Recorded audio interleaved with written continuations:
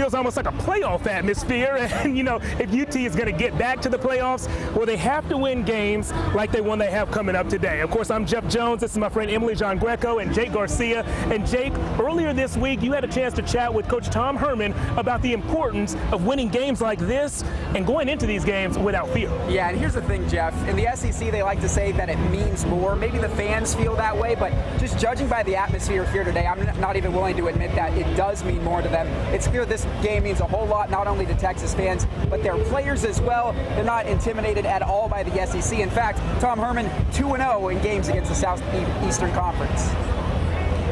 It's not my job to judge what conference is better than the other, but I know this: conferences are great in terms of geographical regionalization, but beyond that, I don't know that anybody's qualified to say which one's better or worse than another. I mean,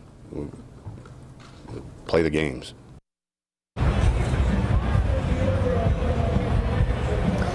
Play the games. You heard it there from Coach. And, you know, one reason I think that Coach Herman and his players aren't scared of this matchup is because this is why you come to a place like Texas. You know, you want to play these marquee matchups, and some of the Texas players have been here before.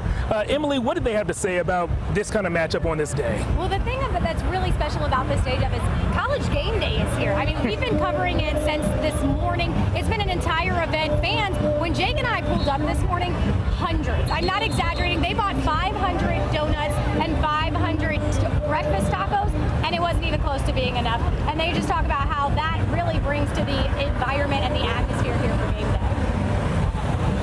When you play prestigious programs like LSU, like USC, Oklahoma, it's fun. I mean, you grow up watching those schools, and you grow up knowing how good they are. We kind of understand that to get to where we want to go as a program, that we're going to have to play in and win these kind of games. That's why you come to UT, is to play the best, and that plain and simple. So I'm excited for the challenge.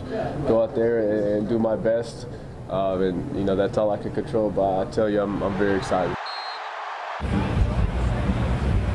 All right, so there are a few indicators that this is a huge game. One of them, Emily, you just told us about. College Game Day is here. Another one, well, there are fans everywhere, and we're still hours before kickoff. A third and final indicator that I don't really like is the amount of trash talk we've seen. Guys, we have some video here of some tweets that we've seen aired from former LSU players all week long. There's one from Darius Geis when he met Matthew McConaughey, and he said the team was, quote, gonna whoop Texas. Leonard Fournette, a former LSU running back, also said that his Tigers were gonna beat the bleep out of those country boys, referring to UT. So we had to ask quarterback Sam Ehlinger if this trash talk means anything to the Longhorns. Completely irrelevant. Don't really care about the outside noise. I'll say it again, just like all the other criticism. We're gonna focus on the things that we can control and game plan for them, not specific comments. All right, so Sam's not getting caught up in the trash talk. And Emily, you had a chance to chat with a former three-time All-American about whether this trash talk was legit or just water under the bridge. Yeah, I talked with David Pollack, and I asked him, do you think when it comes to this trash talk, do they take it to the field or not? Well, there's an LSU fan right there. So there's a prime example. We're covering Texas and LSU fans. But Pollack honestly didn't even consider it trash talk, which I thought was very interesting. Here's what he had to say. That's not trash talk. Trash talk is like you suck, say something about your family, like you have no shot. Like that's trash talk. In the end, when you put your pads on, the talk doesn't mean anything. Like I want to kill you regardless. And if you don't want to win, find another locker room because I sure as heck don't want to play with you. Geez, I want to kill you regardless. Sounds like a guy who doesn't need any motivation when he steps on the field. And, you know, these Longhorns say that they don't need any extra motivation either, but if there's one player who has a little extra motivation, it's number 32 defensive lineman Malcolm Roach. Jake, you had a chance to chat with the Longhorns defensive captain about why he's extra motivated going into this. And here's why. He grew up in Baton Rouge, wasn't even recruited by LSU. So when we're talking about the subject of this game meaning a little bit more, well, for Malcolm Roach, it's not only win this game for Texas and prove to the SEC that the Big 12 can compete, it's to prove that he can compete against these SEC guys. That was that they want me. That was the real point, that they want me. And, you know, I grew up, my school was 5 miles away from LSU.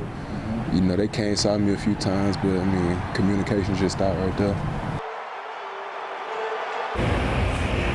Yeah, I was there in that press conference, and I'll tell you that Malcolm said all the right things with the right tone and all that, but you can tell by his facial expressions, this game means a little more to him.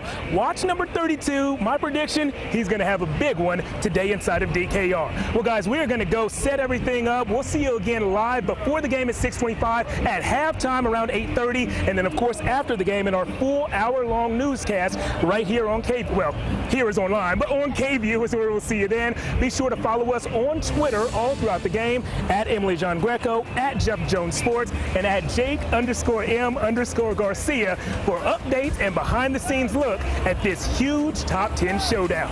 Reporting from DKR, the KVUE Sports Team.